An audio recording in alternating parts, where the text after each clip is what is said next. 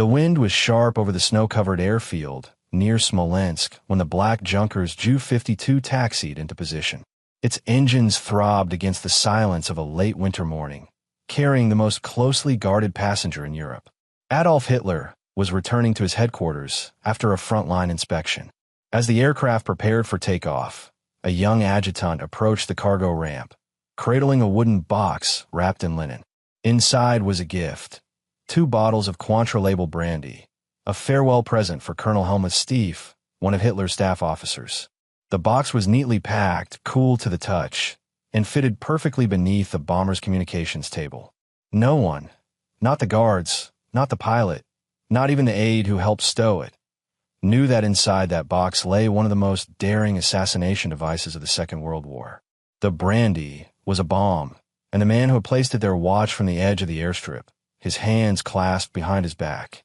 His name was Henning von Treschow, Chief Operations Officer of Army Group Center, and he had just come within inches of changing history.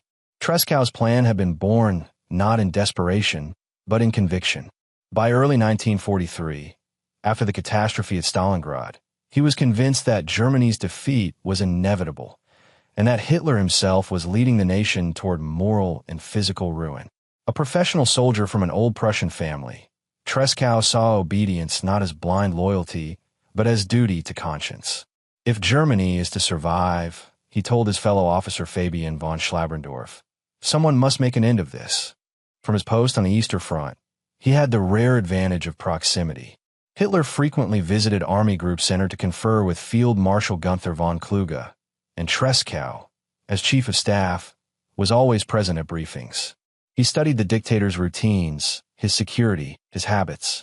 Explosives had been smuggled before, crude timers hidden in briefcases, mines buried beneath conference floors, but none had come close. Treschow believed the only realistic opportunity was to strike while Hitler was traveling, far from the SS bodyguards of Rassenberg, surrounded instead by ordinary field officers. In March 1943, word came that Hitler would again fly to Smolensk to inspect positions and award Iron Crosses. Treschow decided the moment had arrived. The problem was access.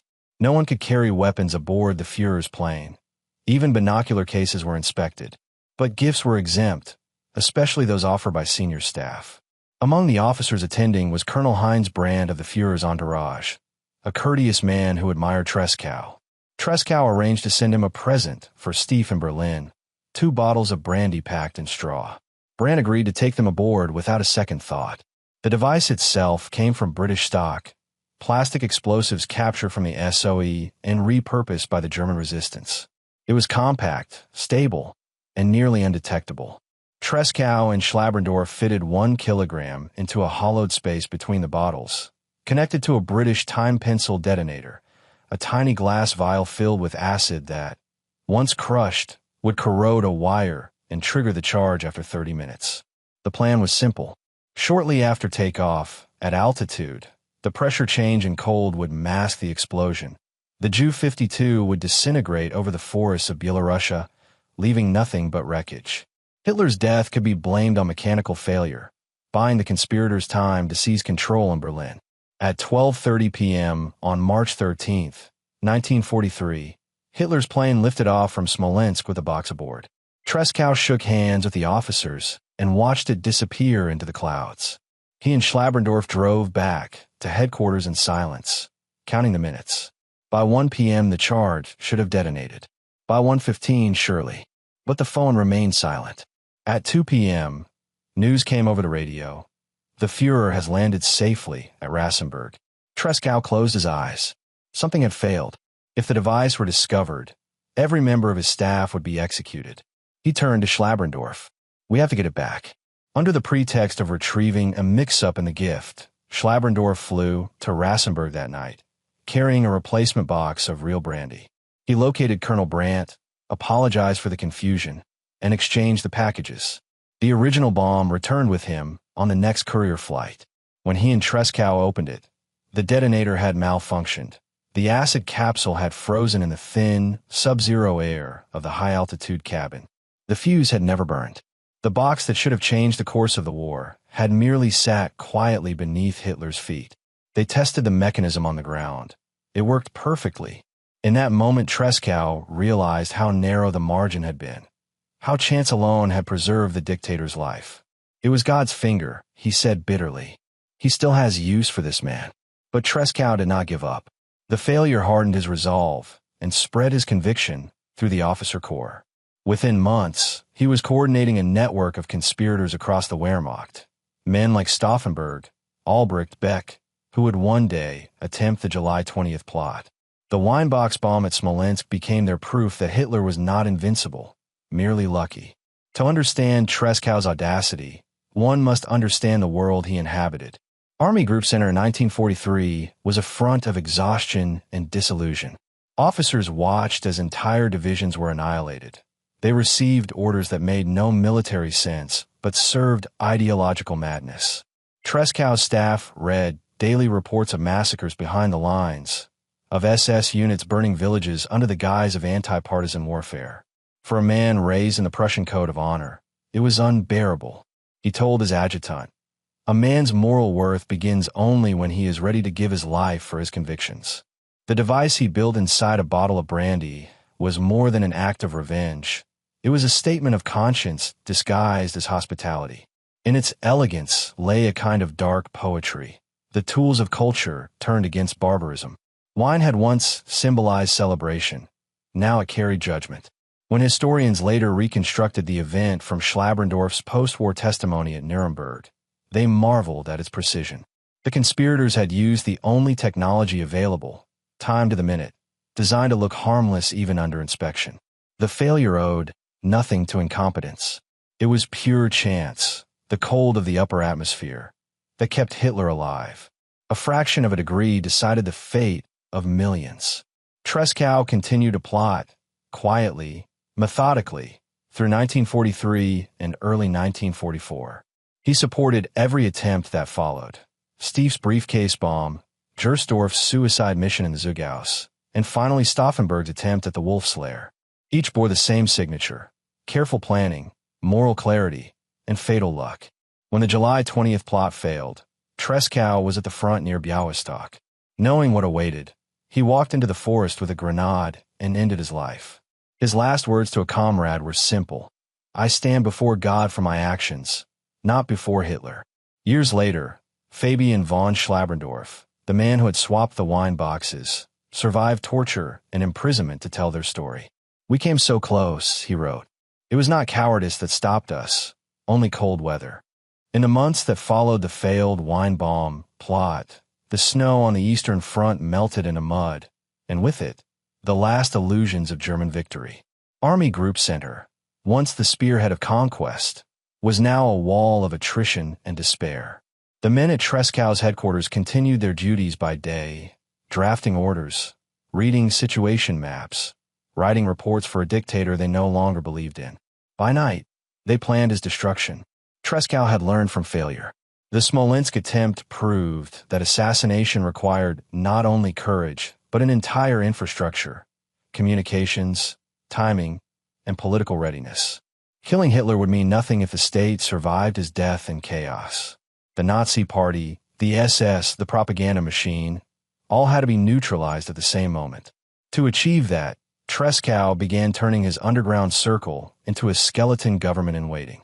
He reached out to like-minded officers: General Friedrich Albrecht at the Army's replacement office in Berlin, who controlled the Valkyrie mobilization plan; General Ludwig Beck, former chief of the General Staff, who represented moral authority; and younger men such as Klaus von Stauffenberg, whose energy and charisma could ignite others.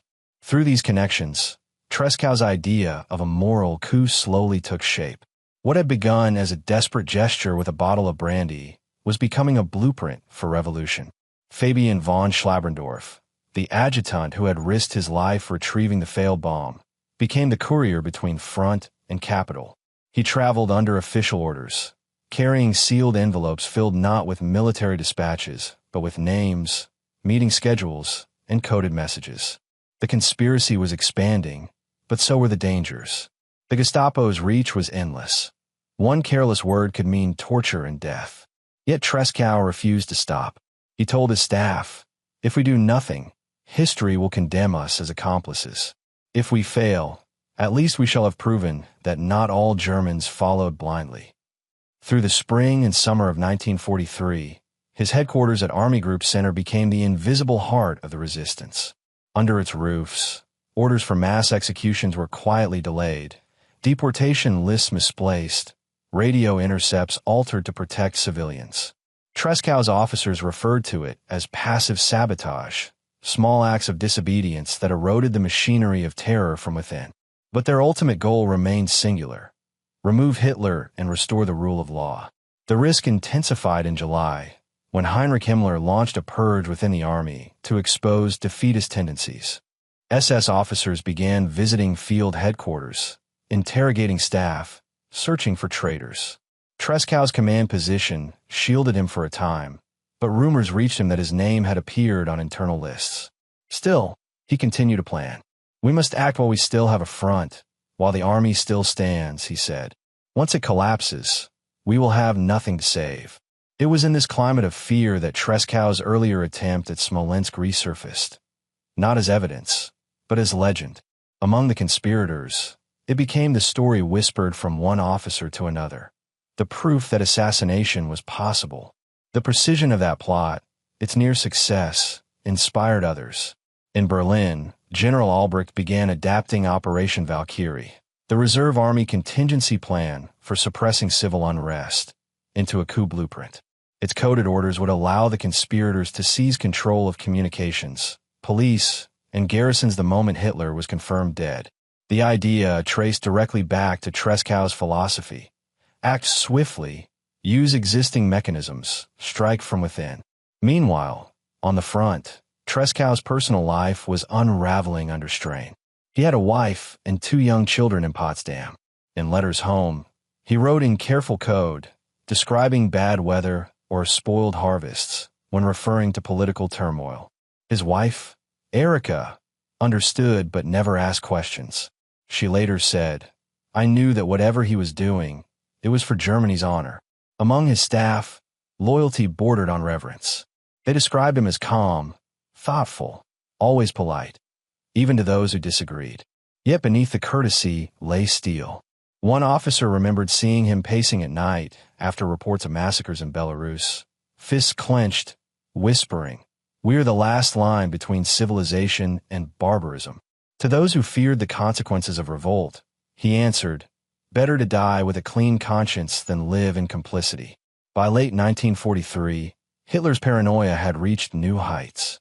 He trusted no one. His inner circle at the Wolf's Lair was reduced to a few generals and secretaries. Yet he continued to travel by air, inspecting units and awarding medals. Trescow's network debated another airborne attack, but resources were scarce, and the failure at Smolensk had taught them the futility of relying on mechanical fuses in freezing conditions. Instead, they focused on the one variable they could control: access. That access arrived in the form of Colonel Klaus Schenkgraf von Stauffenberg. Severely wounded in North Africa, he returned to duty in 1943 as Chief of Staff to General Albrecht in Berlin. Intelligent, eloquent, and fiercely anti-Nazi, he became the movement's spearhead. Trescow recognized in him the man who could execute what others had only planned. When the two finally met in November 1943, their conversation lasted hours. Stauffenberg later recalled, "Trescow spoke not of politics, but of conscience. He said, 'We are not acting out of hope for success, but because it must be done.'" From that meeting onward, their fates were intertwined. Trescow remained at the front, coordinating support among field officers, while Stauffenberg prepared the strike at headquarters. The method, again, would involve explosives disguised as innocuous objects, refined from the lessons of the Weinbach's bomb. In a sense, every resistor who handled that later briefcase owed his opportunity to the experiment in Smolensk. But fate was closing in. In February 1944, Trescow was transferred from Army Group Center to a lesser staff position, officially a routine reassignment, unofficially a demotion engineered by the SS. His influence waned, but his resolve did not. He wrote to Stauffenberg, "I can no longer act, but I can bear witness. When you strike, know that thousands of silent men stand behind you." In July 1944, when news of the explosion at the Wolf's Lair reached his post near Białystok, Treschow listened quietly as officers around him speculated about the Führer's fate. Reports were contradictory. Hitler dead, Hitler wounded, Hitler alive. Then came the broadcast. Hitler had survived, and the conspirators were being rounded up. Treschow understood instantly what that meant. The Gestapo would follow the trail to every man connected to the earlier plots. There would be no escape. That evening, he walked with his aide, Lieutenant Schulzbutker, into a birch forest outside headquarters. He handed him a message for his family, then asked for a few moments alone. Minutes later, a muffled explosion echoed through the trees. When Schulzbutker found him, Treschow lay still, his field cap resting beside him. His final note read, "The whole world will now turn away from us and curse us. But I am convinced that we have acted rightly. Let history speak for us." In Berlin, the Gestapo indeed cursed his name. When they discovered the remnants of the 1943 wine bomb in post-war investigations, they realized how close he had come. Hitler himself reportedly reacted with cold fury when told of it. "These traitors would have murdered me like a thief in the night." In truth, Treschow's weapon had been as honorable as any sword: a soldier's refusal to obey a tyrant. After the war, Allied interrogators found Fabian von Schlabrendorf alive in a concentration camp. He testified in Nuremberg and later wrote they almost killed Hitler, preserving Treschow's memory. In his memoir, he described the moment they retrieved the bomb after the failed attempt. The frost had saved Hitler, but Treschow believed that God would not save him forever. He said, "One day he will demand payment."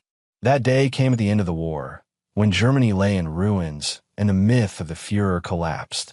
Historians would later call Treschow the moral center of the resistance, the man who understood that rebellion against tyranny was not treason but duty.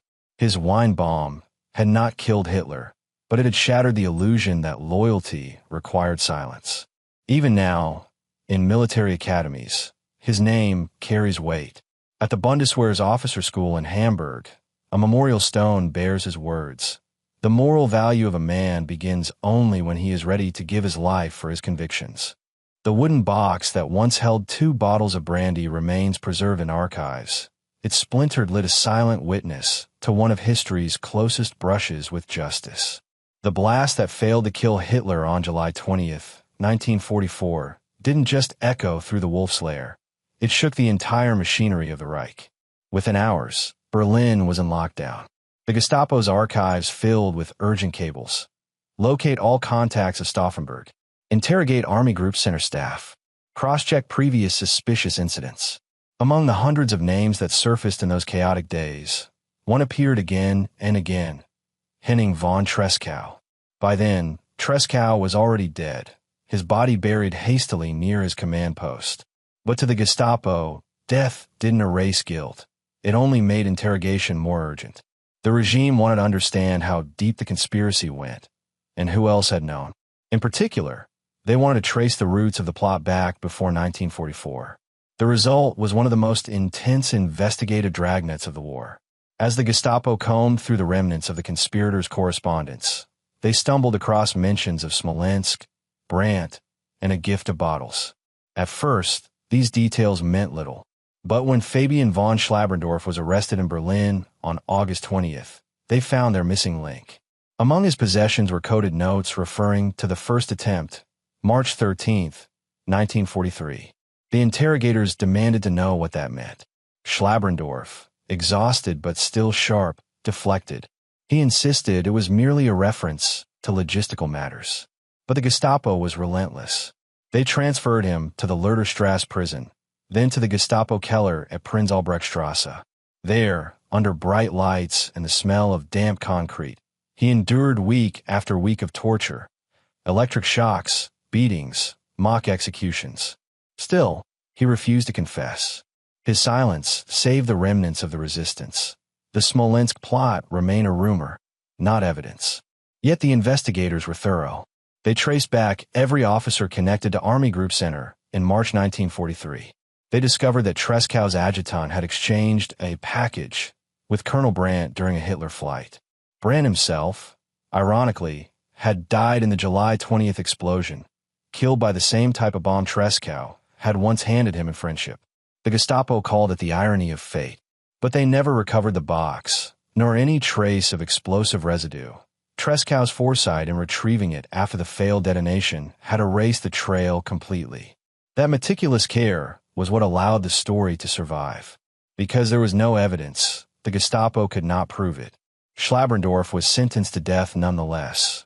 But Hitler's own paranoia intervened again. The dictator demanded that all executions of officers await my personal review. Bureaucratic chaos saved Schlabrendorf. As the war collapsed in 1945, he was transferred between prisons, finally ending up at the concentration camp in Flossenburg, where he was liberated by American troops just days before his scheduled execution. When Allied interrogators found him, he was skeletal, barely able to stand, but his mind was clear. He told them everything. Not to boast, but to set the record straight. Sitting in a tent in Bavaria, with the ruins of Germany still smoking, he described the cold morning at Smolensk, the wooden box, the hiss of the cork, and the dreadful wait for an explosion that never came. The Americans recorded his statement word for word. For the first time, the story of the wine bomb entered history, not as rumor, but as testimony. In Nuremberg, when Schlabrendorf appeared as a witness at the war crimes trials, prosecutors expected him to describe Nazi atrocities. Instead, he spoke of the moral collapse within the officer corps, and of the few who had tried to resist. He recounted Treschow's last words, his belief that God himself will not absolve us if we do nothing. The courtroom fell silent. Even hardened judges, accustomed to horror, recognized the courage behind those words. It was during these post-war hearings that investigators pieced together the full timeline of Treschow's attempt. They traced the procurement of the British explosives to captured SOE equipment. They confirmed the route of Hitler's flight, the exact time delay of the detonator, and even the weather conditions at altitude, -11 degrees Celsius, cold enough to freeze the acid in the time pencil. It was a mechanical detail that had changed the course of the 20th century. 1 degree warmer, and history would have ended differently. But the importance of Treschow's plot went beyond engineering. To historians, it represented the moral turning point of the German resistance, the moment when opposition to Hitler ceased being theoretical and became action. Before March 1943, most conspiracies had been talk, private grumbling, and officers' messes. After the Smolensk bomb, they became a movement. Even the July 20th plot, with all its complexity, was built on the foundation Treschow had laid. The Gestapo files discovered after the war show that the regime itself sensed this shift. Internal memoranda warned of growing disloyalty among frontline staff officers, particularly those of aristocratic descent. That phrase was code for men like Treschow, officers whose sense of duty came from centuries of Prussian tradition, not from the Nazi Party. Himmler's agents called them the silver conspirators. To them, the idea of killing Hitler was unthinkable. To Treschow, not doing so was worse. When the Allies began denazification, they faced a paradox. Some of the same generals who had fought the Western Allies had also plotted to overthrow Hitler. It was Fabian von Schlabrendorf who convinced the Americans that these men were not opportunists but idealists. His testimony, and the surviving letters of Treschow, transformed public perception. In the early 1950s, West Germany began to honor the resistance not as traitors, but as patriots. In memorials and books, the bottle of brandy became a symbol of conscience, proof that moral courage can exist even inside the heart of a dictatorship. Still, the details remained obscure until the 1970s, when declassified British files from MI5 and SOE revealed the technical origins of the bomb. The British number 10 delay fuse, or time pencil, had been dropped to resistance groups by the thousand during 1942 to 43. Each contained a small glass ampoule of copper chloride acid. Depending on the metal wire used, it could delay detonation from 5 minutes to 30 hours. Treschow's version had been set for 30 minutes, perfect for the 70-minute flight to Rassenburg. But no one had anticipated the -20 degrees Celsius temperatures inside the unheated cargo hold of a high-altitude transport plane. The acid had crystallized, leaving the wire intact. The design worked flawlessly on the ground. In the air, it failed silently. History hung on chemistry. When those findings were published, newspapers around the world picked up the story. Hitler saved by weather. One headline read. The simplicity of the twist fascinated readers. The most guarded man in Europe undone, or saved, by chance. But to scholars, the deeper meaning lay elsewhere. It wasn't fate that defined Trescow's act. It was intention. In a world consumed by obedience, he had chosen defiance. Modern biographers portray Trescow not as a rebel, but as the last heir of a vanished moral order. He belonged to the Prussian tradition of service, disciplined, idealistic, fatalistic. Yet he had the courage to recognize when obedience became evil. He fought the war that Germany should have fought, one historian wrote. The war against its own corruption. The Weinbaum plot was his manifesto, written not in ink but in risk. The story continued to evolve as new evidence emerged. In 1990, a retired archivist in Moscow revealed that Soviet intelligence had confiscated German documents detailing the Smolensk operation when they occupied Berlin. Among them was an intercepted message from Army Group Center to Berlin dated March 14, 1943, reporting accidental delay in the delivery of personal gifts. To historians, that accidental delay was the smoking gun, the day Schlabrendorf retrieved the bomb. Even Soviet intelligence, obsessed with Hitler's survival, had unwittingly recorded the moment Germany tried to save itself from him. By the time the Cold War ended, Trescow's name had become synonymous with moral resistance. In 1992, the Bundeswehr named its base in Jeltow Henning von Tresckow Kaserne. Officers of the modern German army swear their oaths beneath his portrait. Where once loyalty to the Führer was absolute, now loyalty to conscience is the highest command. The evolution of that principle began with a wooden box of brandy on a snowy airfield. And yet, despite its near success, the Smolensk plot remains strangely absent from popular memory. The world remembers July 20th, the briefcase bomb, the chaos in Berlin, but not the quieter, colder morning when the same idea first took shape. Perhaps because it failed without spectacle, or because it lacked photographs and explosions. But historians know that was the day the German army began to reclaim its soul. In retrospect, the Smolensk attempt was the prototype of every later plot, technically sophisticated, morally grounded, doomed by chance. It showed that even within a system built on fear, conscience could still act. It taught that tyranny survives not by strength, but by the hesitation of those who oppose it. Trescow's bomb failed, but his conviction ignited something that could not be extinguished, the belief that obedience ends where crime begins. And in the quiet after the war, when Schlabrendorf sat at his desk writing his memoirs, he kept the original detonation pencil beside him, a small corroded tube of brass, the size of a cigarette. He called it the coldest artifact in the world, because inside it, frozen 70 years earlier, was the future that never happened.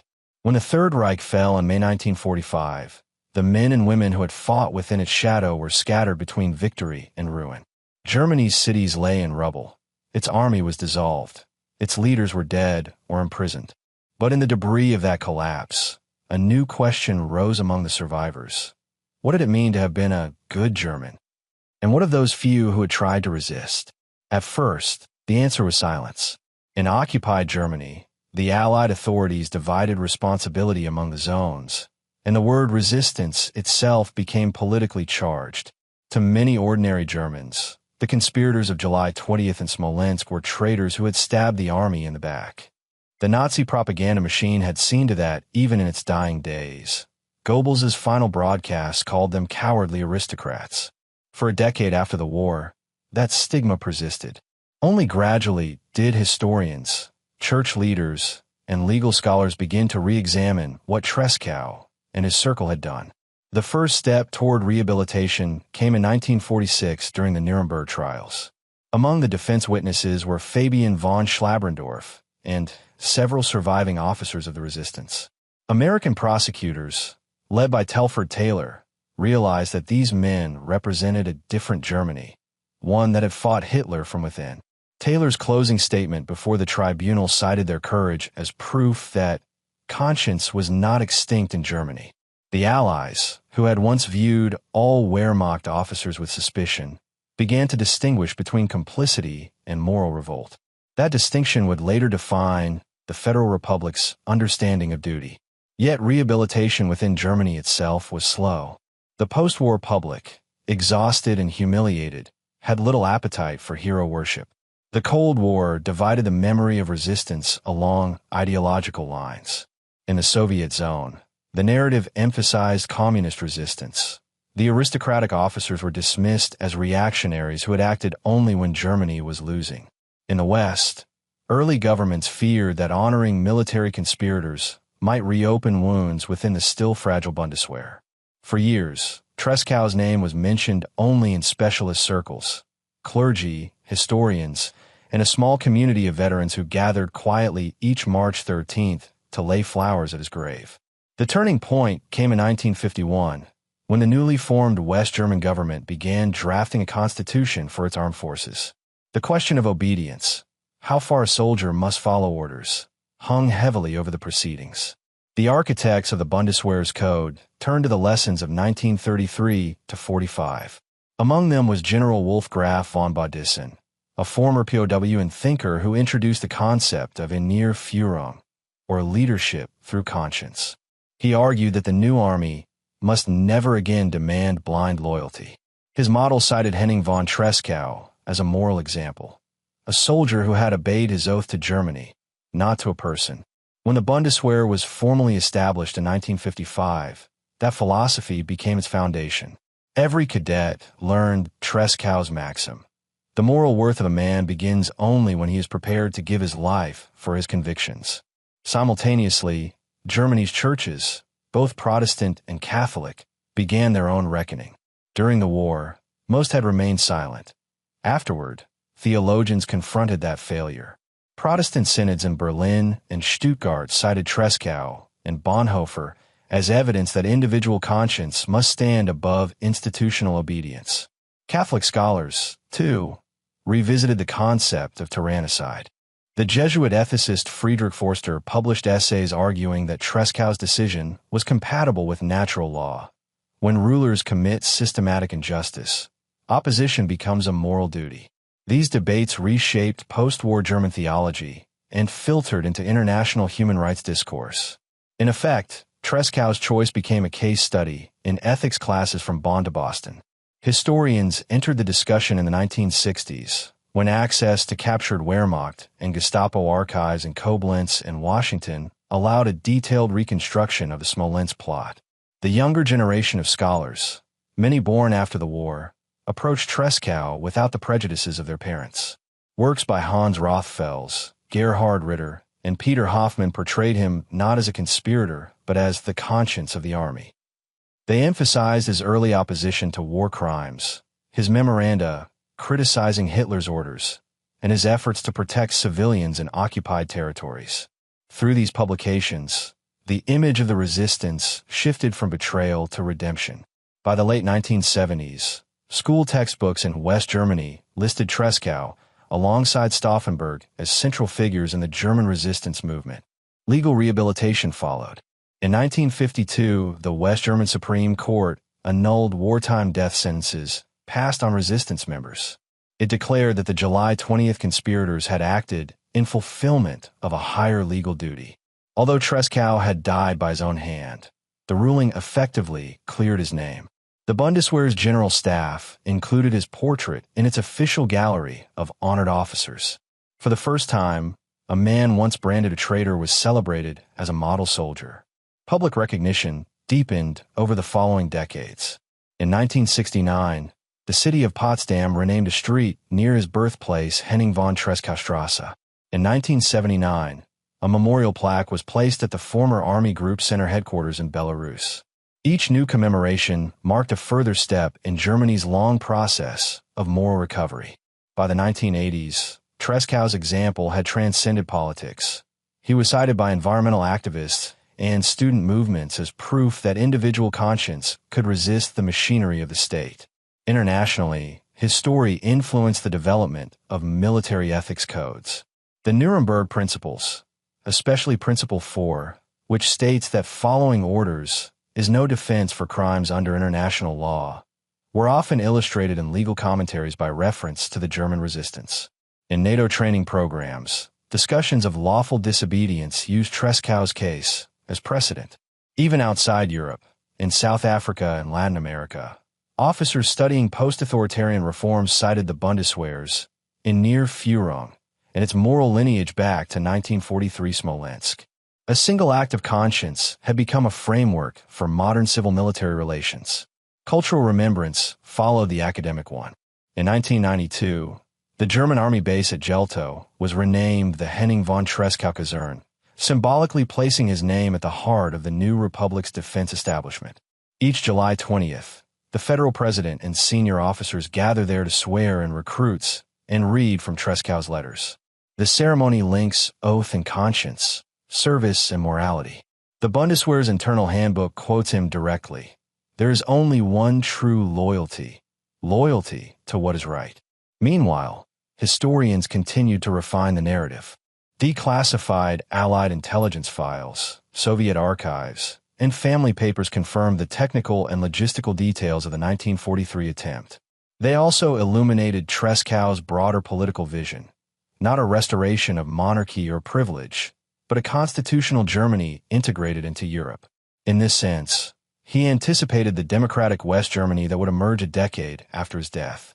By the 2000s, Trescow's name had entered Germany's collective civic memory. School curricula treated the resistance not as a marginal episode, but as a moral cornerstone of national identity.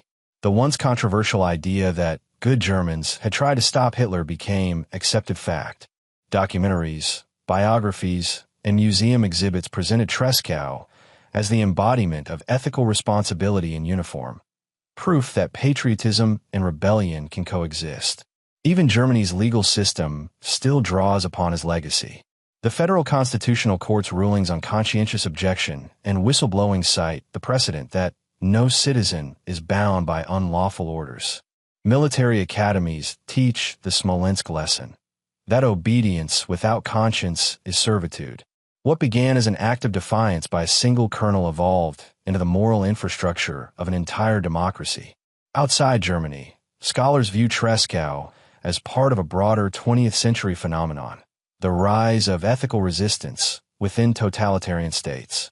His example stands beside that of the White Rose students, the Polish Home Army, and Soviet dissidents, individuals who risked everything to preserve the idea of human responsibility.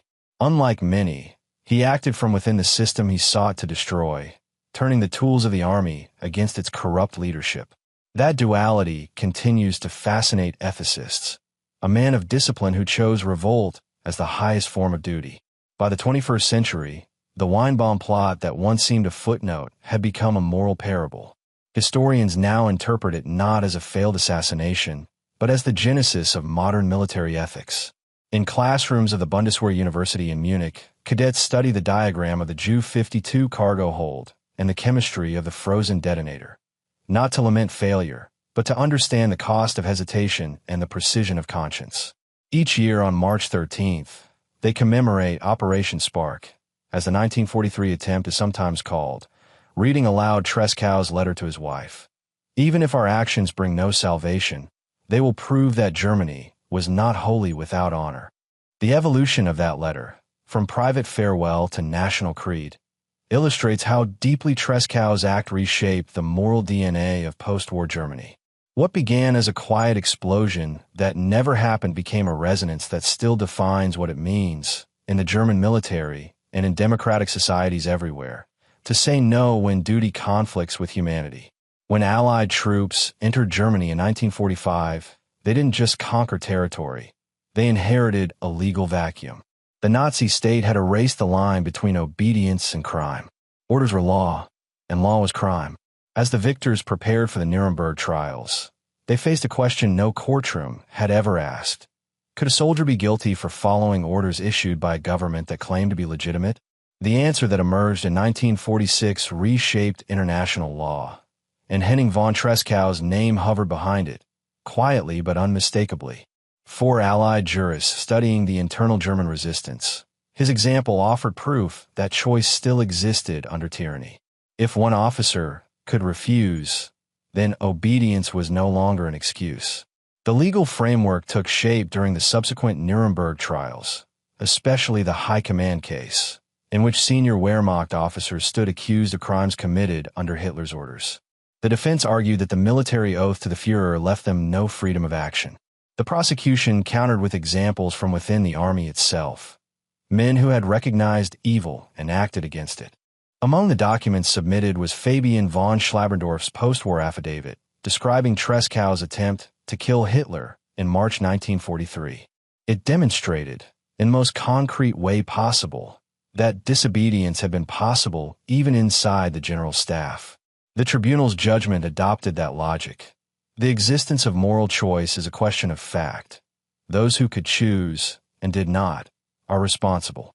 From that sentence came Nuremberg Principle 4, later codified by the United Nations International Law Commission in 1950. The fact that a person acted pursuant to order of his government or of a superior does not relieve him from responsibility under international law, provided a moral choice was in fact possible to him.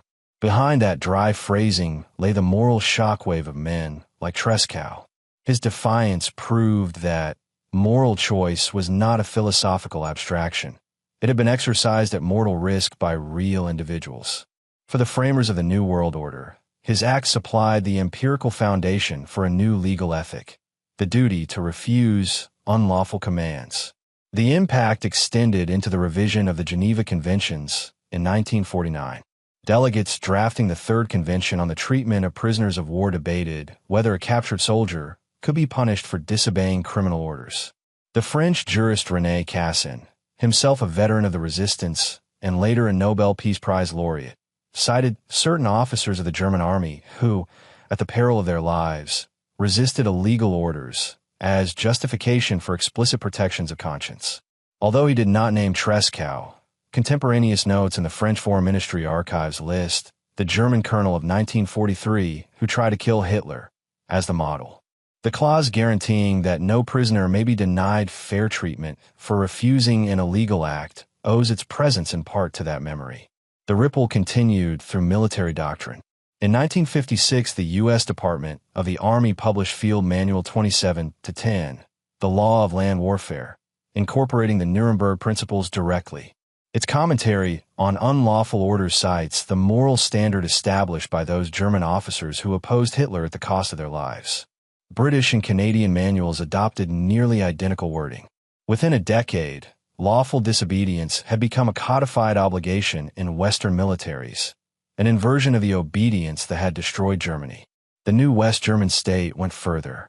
When drafting its soldiers' law, Soldatengesetz, of 1956, the Federal Republic explicitly rejected unconditional obedience. Article 11 declared, "No order may be obeyed that violates human dignity or international law." The explanatory memorandum cited the historical experience of 1933 to 45 and the example of those who recognized the unlawfulness of the regime and acted accordingly. In parliamentary debate, Defense Minister Theodore Blank quoted Trescow's maxim verbatim, calling it the foundation of a moral army. Thus, a sentence written in a personal letter became statutory law. International jurists followed the precedent into broader human rights frameworks. When the United Nations adopted the Universal Declaration of Human Rights in 1948, Article 1, "All human beings are endowed with reason and conscience," reflected the same moral anthropology the Nuremberg judges had invoked. Legal historians now trace the evolution of that concept, conscience as a source of obligation, through the testimony of the German resistance. It provided a bridge between the legal positivism of the 19th century and the moral realism of the post-war world. By the 1960s, the Trescow paradigm had entered professional military education. NATO's Code of Conduct for the Armed Forces, 1961, required every member state to train soldiers in the laws of war and to emphasize the individual's duty to refuse manifestly illegal orders. Internal teaching materials referenced officers of the German resistance, e.g., Trescow, Stauffenberg, as exemplars of moral courage. The transformation was complete. The act once branded treason became the model of legitimate dissent. The same principle found expression in the emerging field of command responsibility. The doctrine that superiors are liable for crimes committed by their subordinates originated at Nuremberg, but its moral underpinning came from the inverse idea. Subordinates are also moral agents. Trescow's decision to act without orders illustrated that responsibility flowed both ways. When the United States tried Lieutenant William Calley for the My Lai massacre in 1971, the prosecution quoted Nuremberg principle for almost word for word. Legal scholars commenting on the case noted that the precedent of the German officer corps in 1943-44 had long since eliminated obedience as a defense. Trescow's ghost lingered in every courtroom where soldiers pleaded they were merely following orders. Even outside the West, his example resonated. In post-apartheid South Africa, the 1996 Truth and Reconciliation Commission cited the Nuremberg principles as the moral basis for holding individuals accountable within oppressive systems. In its reports, it referred to German officers who chose moral law over state law. The United Nations training for peacekeepers likewise adopted the same narrative, that lawful orders must always be measured against humanity itself. By the 21st century, the influence had become global legal culture. International tribunals for Rwanda and the former Yugoslavia, and later the International Criminal Court, all embedded the Nuremberg framework into their statutes. When the ICC issued its first rulings in the 2000s, the judges reaffirmed that moral choice remains available even under superior orders. In academic footnotes explaining the historical lineage of that doctrine, Trescow's name appears alongside those of Nuremberg's prosecutors. The man who once tried to kill Hitler with a bottle of brandy had become a silent architect of international law. What made his example so enduring was its clarity. He had acted within the army, using its discipline against itself, without hatred or ambition. His rebellion was juridical before it was political, a practical demonstration that the individual conscience is the final court of appeal. That is why jurists, theologians, and soldiers continue to invoke him not as a martyr, but as evidence. He proved that the law of humanity can survive even inside the machinery of tyranny. When the Cold War ended, the generation of officers who had built the Bundeswehr around and near Führung began to retire, and a new question arose. Could the moral architecture forged in the shadow of 1943 survive in a united, democratic Germany with global responsibilities? The answer came through policy, education, and law. Every major reform of the German armed forces since reunification has consciously reaffirmed the lessons drawn from Trescow's act. In 1990, after the fall of the Berlin Wall, the Bundestag re-examined the Bundeswehr's oath and mission. Lawmakers concluded that the army must continue to identify itself as a citizen-in-uniform force, bound by conscience and constitutional order. Article 11 of the Soldatengesetz, prohibiting obedience to illegal commands, remained unchanged. Parliamentary debates explicitly referenced the moral legacy of the resistance of July 20, 1944, using Trescow's language about conscience as the justification for maintaining that clause. The continuity between the wartime resistance and the modern constitution was now official doctrine. At the institutional level, the Bundeswehr created the Zentrum in Near Führung, Center for Civic Education, in Koblenz as the guardian of this tradition. Its mission statement cites the example of officers like Henning von Treschow and Klaus Schenk-Graf von Stauffenberg as evidence that the military's highest loyalty is to law and humanity. All German officer candidates complete mandatory seminars on Ethik und Führung that use case studies of the Smolensk attempt and the July 20th plot to illustrate moral decision-making under pressure.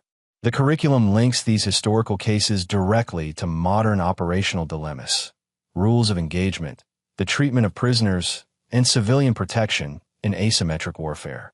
Since 1992, the Bundeswehr University in Munich has maintained an endowed Henning von Treschow lecture on military ethics.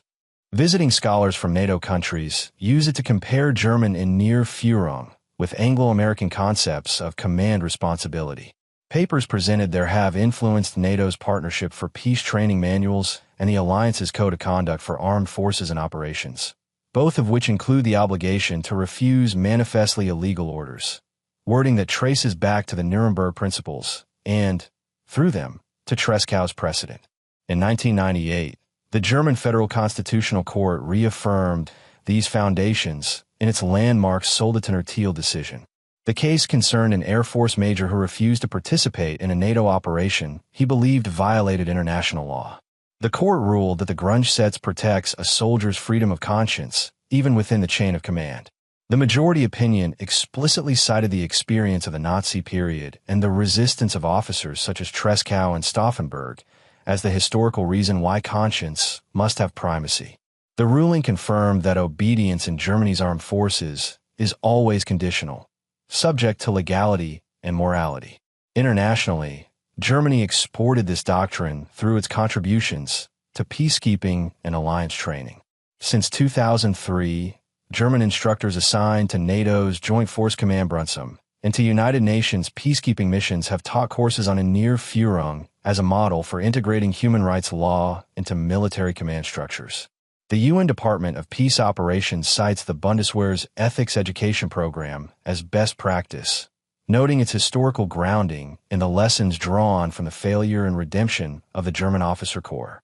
The principles born from Trescow's resistance now inform the training of multinational contingents in Mali, Lebanon, and Kosovo. Within German law, the Treschow precedent continues to appear in jurisprudence. The Military Disciplinary Code, where Strafgesetz, still includes Article 19, which mirrors the 1956 provision. No punishment may follow the refusal to obey an order that is criminal or violates human dignity. Commentaries on this article regularly quote Trescow's statement that a soldier's duty ends where crime begins. Modern commentaries treat his case as the origin of the concept of Befehlsverweigerung aus Gewissensgründen, refusal of orders on grounds of conscience. Education reinforces law. Every officer candidate in the Bundeswehr's Offiziersschule hier at Dresden must pass an ethics module titled Moralische Thielsbildung, which uses 3 historical examples: the My Lai Massacre, 1968, the Abu Ghraib abuses, 2003, and the Smolensk bomb plot, 1943. The comparison is deliberate. Each case tests the boundary between obedience and morality. Cadets analyze Trescow's reasoning through excerpt from his letters and discuss the risks of moral isolation in hierarchical institutions. The lesson is clear. Conscience is not sentiment, but an operational requirement. The influence extends beyond Germany. NATO's Comprehensive Operations Planning Directive, COPD, revised in 2018, includes explicit reference to individual accountability for adherence to international humanitarian law, drawing on Bundeswehr doctrine. Within the European Union, the EU Military Staff College in Brussels uses the Treschow case in its ethics seminars for officers from member states. The United States Military Academy at West Point lists him among the historical exemplars of professional integrity. Since 2010, the Department of Law's Law of Armed Conflict course includes a lecture titled From Nuremberg to Treschow, The Duty to Disobey. Through this educational network, a German officer's 1943 decision continues to shape global military culture. Modern humanitarian and legal institutions also acknowledge the connection. The International Committee of the Red Cross, ICRC, Handbook on Teaching Law of Armed Conflict to Armed Forces cites historical precedents from the German resistance of 1943 to 44 as proof that soldiers retain moral agency under totalitarian regimes. The United Nations Office on Genocide Prevention references the same tradition in its early warning training, arguing that preventing atrocities depends on empowering individuals within institutions to say no. Even German civilian society keeps the memory active. The Federal Agency for Civic Education, Bundeszentrale für politische Bildung, publishes educational material titled Widerstand im Nationalsozialismus, Das Beispiel Treschow, used in secondary schools nationwide. It links his action to constitutional articles guaranteeing freedom of conscience. Each year on July 20th and March 13th, official commemorations at the Bendler Block in Berlin and the Henning von Treschow Kaserne in Jelto bring together government officials, soldiers, and students. These ceremonies are not symbolic relics. They serve as civic reinforcement of the principle that law and morality are indivisible. Technological change has only strengthened the relevance of that principle. Since 2018, The Bundeswehr Cyber Innovation Hub has included ethicists in its research on autonomous weapons and artificial intelligence decision systems. Policy papers on human oversight and accountability cite the post-Nuremberg legal tradition as the reason all lethal decisions must remain under human control. The same logic, moral agency cannot be delegated, descends directly from the jurisprudence born of Trescow's resistance. As of 2024, the institutional memory of that resistance remains embedded in German defense policy. The White Paper on Security Policy and the Future of the Bundeswehr, 2016, explicitly defines military service as a commitment to the constitutional order, to humanity, and to the lessons of history. Annex B lists the example of the officers who resisted the tyranny of National Socialism as a moral foundation of the armed forces. This language was reaffirmed in the 2022 Defense Strategy, which introduced a new ethics oversight board for missions abroad. Its mandate includes ensuring that operational orders align with international humanitarian law, a direct institutionalization of the post-Treschow principle that obedience is conditional. Across NATO and the European Union, German delegates regularly remind allies of that legacy. During discussions of hybrid warfare and autonomous systems at the Munich Security Conference and the European Union Military Committee, references to the Conscience Clause in German military law are commonplace. For analysts and jurists alike, it has become shorthand for the idea that legality without morality is fragile. Nearly 80 years after a wooden box of brandy failed to explode above Smolensk, the jurisprudence it inspired governs everything from drone warfare to peacekeeping rules of engagement. Every modern military manual that instructs soldiers to question illegal orders carries, however distantly, Trescow's signature. His decision, made in the cold of 1943, now shapes the ethical climate of armies operating in deserts, cities, and cyberspace.